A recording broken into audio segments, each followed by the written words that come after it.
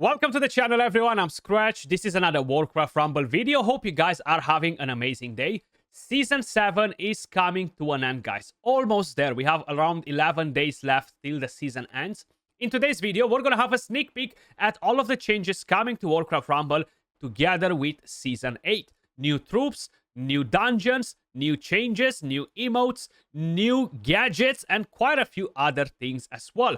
First, I just want to say a big thank you to Warcraft Rumble for sponsoring today's video. And if you guys want to download the game, you can do so by clicking the link in the description down below or in the pinned comment. Let me start directly with all of the changes coming to Warcraft Rumble in Season 8, guys. So we have quite a few different things. We're going to have a small breakdown. We're going to check the new troop. We have a brand new troop, actually, not multiple. New dungeon with new bosses, with new maps, and the gadgets. I'm super excited for that, but we're going to get to it in just a second. So, Season 8 brings another new Cenarian troop into the game. We have the Dryad, whose quick wit is as sharp as her spear. In addition, the fan favorite Scholomance makes its Warcraft Rumble debut as a new 3-boss dungeon that will be added into the weekly rotation. Plus, there are also 2 new emotes players can collect as well. Season 8 launches in Warcraft Rumble on the 21st of August, guys. So we're not too far off from it and runs through October 1st. New content coming in Season 8 includes new mini, the Dryad, Cenarian troop, new dungeon, new emotes, PvP meta rotations, continued weekly cadence of PvP rotations for more meta shakeups, new bundle and sale offers, new seasonal shop bundles, and of course, new in-game shop upgrades. Basically, you're going to be able to do some crazy things to the grid, guys, but we're going to get to it in just a second. These are the gadgets. Super excited for this change, actually. So you're going to be able to do a space override, guys. And slated to release August 14, slightly before Season 8. So this is actually going to be pretty badass. Talking about the actual content, that's one of the maps for the dungeon right there, guys. Looks pretty nice. Of course, we have Dryad, the new Cenarian troop. We have the new emotes, which look pretty damn badass, especially the goblin one at the bottom. Seeing everything in flames is actually pretty badass. Then, of course, checking the new troop, guys. Dryad, a physical range mini. Dryad is a solid addition to the new Cenarian family. She'll apply root and poison on hit, granting her some elemental damage in addition to her physical damage. As a 4 gold deploy cost troop, Dryad will be excellent against big single targets, such as tanks and mini-bosses. She can be deployed after a push has already formed, her fast movement speeding enabling her to catch up to the group. That's actually great because this is something that the Cenarians need at the moment, something that's fast to quickly help and protect them, because if the enemies manage to take down your other minis that are protecting some of the Cenarian leaders, they're definitely in trouble pretty quick. So having something fast in the family is good. Although she can hit fly enemies, her roots won't apply, making her slightly more effective at countering ground-based units. Dryad is fragile and easily countered by squads, spells, or melee minis who are able to survive her initial route and close the distance. As expected, to be honest, they do tend to be more squishy, the range units, but either way, it's definitely something good.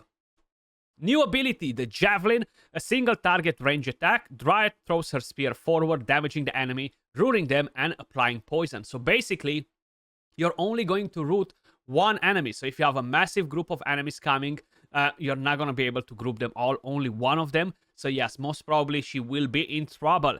Then we have, of course, the talents. We have the Barrage. Favor new targets when possible. Targets highest health mini. Okay, so we're going for the biggest tank in there. Thorns gains Thorn on kill, dealing damage back to melee attackers, stacks 10 times. Then you have the Nature Swiftness. Grant rapid movement speed to an ally. The ability has 1 charge only. Doesn't sound like it's a very good talent, the Nature Swiftness, because it's only 1 charge probably per round, if I'm not mistaken. So that's definitely not very interesting, to be honest. If we're going to head over to quickly check the traits, the stats, and everything else related to these mini, guys, we have the traits. range, fast, poisonous, attack root. The stats, the attack cooldown is 1.6 seconds. 175 damage, of course, that will scale with the levels. Damage type, we have physical, plus 1 stack of poison per hit. Then we have the deploy cost at 4 gold. Health 370, and the movement speed is 4, which is fast. We have 8 range, which is actually very good. And the root duration is only 2 seconds. So I don't necessarily see it as being a very, very powerful unit, to be honest. 1.6 seconds on the cooldown, root duration 2 seconds, so they can quickly catch up on you if you don't manage to kill them. We already checked the talents. Basically, we kind of like know exactly what they're doing. Talking about the new dungeon, guys. So this is the newest playable dungeon joining the weekly dungeon rotation, and it will be the 5th dungeon added to the game. Now, as with all dungeons, Scholomance will feature 3 stage maps and 3 bosses, all of which are unique to the zone. So the very first appearance for this dungeon is on the 25th of August. If nothing changes, of course, in terms of ETA, but they will basically return every 5th week. So they're not like specific to one family or anything like that. You know how dungeons work, how they rotate and stuff. As with all dungeons, Scholomance features the 3 unique stage maps and the 3 bosses. Basically, we're going to have the first boss, Jandis Barav, an illusionist who creates clones of herself to attack. Then we're going to have the stage 2 boss, Rattlegore, a bone golem who excels at physical damage.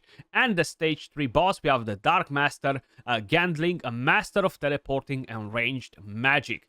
That doesn't sound too freaking good. So we have rewards and replayability.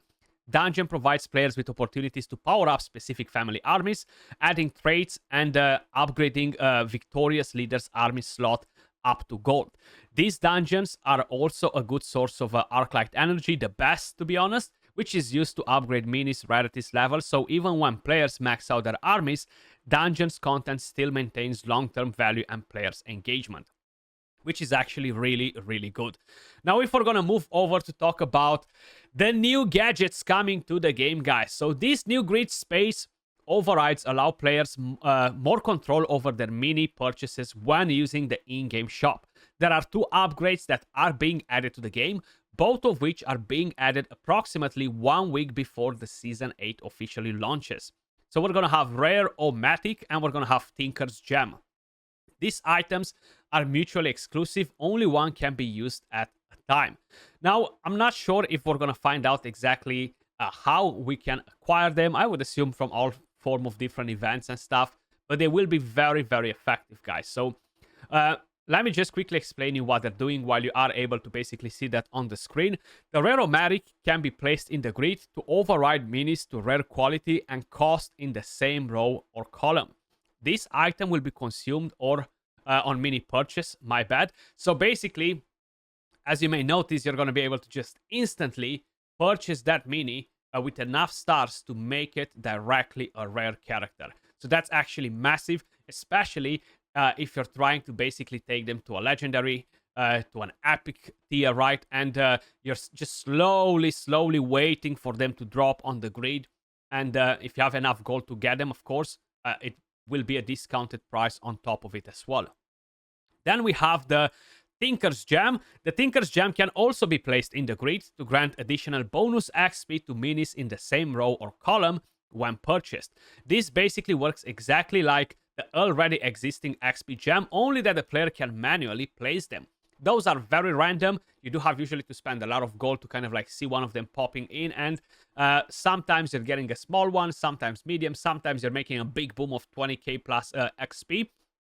Very nice to get them, but having the ability to control when you get them and with what mini basically gives you a massive advantage, because you're going to be able to level up that specific mini much faster than you were able to do it in the past. Initial availability, the Rare O-Matic will be available on week of August 14 as a reward for clearing the second siege boss.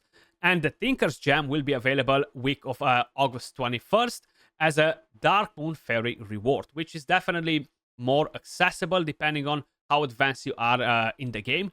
So basically, guys, that's what you are getting. They will, of course, most probably be monetized as well, and you will be able to earn them in the future from different events, etc. But these are the changes coming to Warcraft Rumble in Season 8. They definitely look pretty interesting. The most exciting thing, at least for me, guys, are definitely the gadgets, the new dungeon. Let me know your thoughts in the comments down below. As usual, appreciate all of you guys watching. Much love. Thanks again to Blizzard for sponsoring the video, and I'll catch you all in the next one. Peace.